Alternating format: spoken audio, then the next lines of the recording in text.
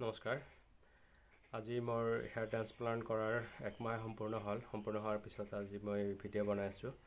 চ' প্ৰথমতে মই hair transplant কৰা এৰিয়াটো মই দেখাই আছোঁ। মোৰ এয়া হ'ল ফ্ৰণ্টেল এৰিয়া, যোনখিনিত মোৰ হেয়াৰ ট্ৰান্সপ্লান্ট কৰা হৈছে। এইখিনি এৰিয়াত দেখিলে আপোনালোকে নিশ্চয় গম পাব।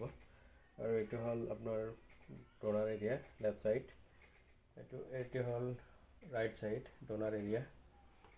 আৰু এইটো হ'ল বেক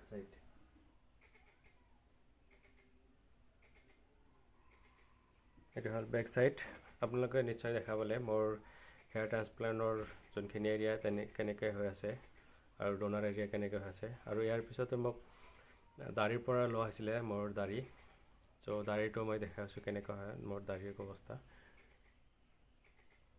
এইটো দাঢ়ি, এইখিনি ডোনাৰ এৰিয়া হয় দাঢ়ি, বিয়াৰ্ডৰ পৰা লৈছিলে।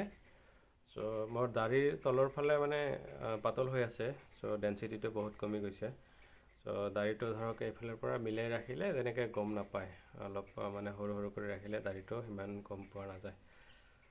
চ' এইখিনিতে মানে মোৰ চুলিৰ এতিয়া শ্বেডিং পিৰিয়ড চলি আছে। চ' 1 পৰা 2 মাহ বা 3 মাহলৈকে শ্বেডিং পিৰিয়ড চলি থাকে। চ' চুলিটো সৰি থাকে আৰু তাৰ মানে যোনটো সৰি যায় তাৰ পৰা ৰুটটো থাকি যায়। চ' তাৰ পৰা সৰু সৰু চুলি আহি থাকে। চ' মোৰ তেনেকুৱা হৈ আছে, কিছুমান সৰিছে আৰু কিছুমান আছে। চ' এইটো দেখা পাইছে আপোনালোকে, কিছুমান চুলি ডাঙৰ হৈছে, এইবিলাক চাইছে। কিছুমান ডাঙৰ ডাঙৰ দেখা গৈছে আৰু কিছুমান সৰু সৰু আছে। চ' ইয়াৰ মাজতে সৰু সৰু চুলি আৰু আছে, বহুত আছে। চ' এইখিনি যেতিয়া ডাঙৰ হৈ যাব তেতিয়া মানে চুলিখিনি আৰু ঘন দেখা যাব। চ' এইখিনি চুলি আহাতে মোৰ ডক্টৰে কোৱা মতে 6 মাহমান টাইম লাগে। 6 মাহৰ পৰা 1 বছৰ মানে সম্পূৰ্ণ এনেকুৱা টাইম লাগিব। চ' ইয়াৰ মাজতে মোক ডক্টৰে 2টা টেবলেট দিছিলে। এটা ফেনষ্টাইড টেবলেট দিয়ে আৰু এটা সপ্তাহত মানে 6 দিন খাব লাগে, ছানডে এৰি মানে ডেইলি খাব লাগে। চ' দুটা টেবলেট দিছিলে। চ' সেই দুটা মই খাই আছোঁ ডেইলি, মানে ৰুটটো মানে শকত হ'ব বা গ্ৰ' হ'ব, ভাল চুলি গজিবৰ কাৰণে দিছিলে সেইটো। চ' ইয়াৰ মাজতে মোক ডক্টৰে আৰু বেলেগ মেডিচিনো দিছিলে। চ' চেৰাম দিছিলে এটা, সেইটো হ'ল চেৰাম। এইটো চেৰাম আছিলে, এইটো ৰাতি মানে মূৰত যোনখিনি এৰিয়াত ট্ৰান্সপ্লান্ট কৰা হৈছে সেইখিনি এৰিয়াত লগাব পাৰি আৰু বেলেগ এৰিয়াখিনিতো লগাব পাৰি। এইটো চেৰাম আছিলে, চ' চাই ল'ব পাৰে। এইটো ৰাতি মানে স্প্ৰে কৰিব লাগে মূৰত। চ' মাথাত স্প্ৰে কৰিব লাগে। আৰু ইয়াৰ লগতে দিছিলে মোক, এইটো হ'ল চেম্পু। এইটো চেম্পু দিছিলে। চেম্পুটো মই গা ধোৱাৰ সময়ত লগাব লাগে চেম্পুখিনি। আৰু ইয়াৰ পিছত লগাব দিছে, এইটো হ'ল কণ্ডিশ্যনাৰ। চ' এই কণ্ডিশ্যনাৰটো চেম্পু কৰাৰ পিছত যেনেকৈ নৰ্মেল কণ্ডিশ্যনাৰ কৰে তেনেকৈ সেই চেম্পুৰ কণ্ডিশ্যনাৰ কৰিলে হ'ল। চ' ইয়াৰ মাজতে মোৰ চুলি ভালেখিনি সৰিছে। সেইখিনি চুলি যেতিয়া আহি যাব তেতিয়া ভালেখিনি মানে ডেঞ্চিটিটো বাঢ়ি যাব চাগে। চ' একো তেনেকুৱা মই প্ৰব্লেম পোৱা নাই হেয়াৰ ট্ৰান্সপ্লান্ট কৰাৰ পিছত। আৰু হেয়াৰ ট্ৰান্সপ্লান্ট কৰাৰ পিছত ধৰক 1 মাহ মানেই তেনেকুৱা এইখিনি জেগাত চেঞ্জ নথকা হৈ গৈছিলে মোৰ 1 মাহমান। চ' এতিয়াও তেনেকুৱা চেঞ্জ নথকা অলপ ফিল হয়, আছে যে সম্পূৰ্ণভাৱে ঠিক হোৱা নাই।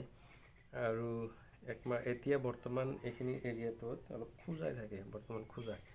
চ' খোজোৱাৰ কথাখিনি সেইখিনি মই ডক্টৰক সুধিছিলোঁ যে কি কৰিব পাৰি। তেতিয়া ডক্টৰে কৈছিলে যে কোকোনাট অইল লগাব দিছে, নাৰিকলৰ তেল লগাব দিছে, ভালকৈ মানে মাছাজ কৰি লগাব দিছে। চ' সিমানো মাছাজ নহয়, মানে নৰ্মেলি জেণ্টেলি মাছাজ কৰিব দিছে এনেকৈ। চ' লগাই হেনে। চ' ইয়াৰ মাজতে মোক তেনেকুৱা বিশেষ কোনো প্ৰব্লেম নাই। আৰু যদি আপোনালোকৰ কিবা সুধিব লগা আছে বা জানিব লগা আছে মোক জনাব পাৰে, মই নিশ্চয় ভিডিঅ' বনাবলৈ চেষ্টা কৰিম। চ' ইয়াৰ পিছত মই ভিডিঅ' বনাবলৈ ভাবিছোঁ যে মোৰ হেয়াৰ ট্ৰান্সপ্লান্ট কৰাতে এইখিনিতে কিমান টকা খৰচ গৈছে আৰু কি প্ৰচেছ হয় সেইখিনি মই আপোনালোকৰ লগত শ্বেয়াৰ কৰিব বিচাৰিছোঁ। আপোনালোকে যদি জানিব বিচাৰে তেনেহ'লে মোক কমেণ্টৰ জৰিয়তে জনাব যে কিমান টকা খৰচ হ'ল বা হেয়াৰ ট্ৰান্সপ্লান্ট কৰাতে কিমান টকা কষ্ট কৰিছে। চ' সেইখিনি মই ভিডিঅ' বনাই নিশ্চয় জনাই দিম। আৰু আপোনালোকে যদি কোনোবাই হেয়াৰ ট্ৰান্সপ্লান্ট কৰিব বিচাৰিছে, ভাল ক্লিনিক এটা বিচাৰি তেনেকৈ কৰিব লাগে। আৰু এনে সৰু সুৰা ক্লিনিকত কৰিলেও সেইটো মূৰৰ যিহেতু কথা, মাথাত মানে ইনজেকশ্যন দিয়ে আৰু বহুত ফুটা কৰি দিয়ে। চ' ভাল ক্লিনিকত বা এক্সপিৰিয়েঞ্চ থকা ডক্টৰৰ তাতে নকৰিলে বহুত ৰিস্ক হৈ যাব পাৰে, বহুত মানুহ তেনেকৈ মানে মৰিও গৈছে। চ' কেইদিনমান আগতে এটা ভিডিঅ' পাইছিলে তেনেকৈ, চাগে আপোনালোকে নিশ্চয় গম পাইছে যে দাঁতৰ ডক্টৰে তেনেকৈ হেয়াৰ ট্ৰান্সপ্লেণ্ট কৰিছিলে, মানুহজনে ঢুকাইছে।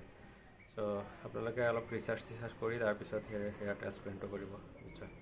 আৰু কিমান টকা খৰচ হৈছে তাত ভিডিঅ'টো যদি আপোনালোকে বিচাৰিছে মই নিশ্চয় বনাই দিম। চ' এতিয়ালৈকে আপোনালোকক এৰিছোঁ। চ' থেংক ইউ ছ' মাছ। যদি কিবা জানিব লগা আছে আকৌ এবাৰ কৈছোঁ, মোক কমেণ্টত জনাব, মই ভিডিঅ'ৰ জৰিয়তে বনাবলৈ চেষ্টা কৰিম। চ'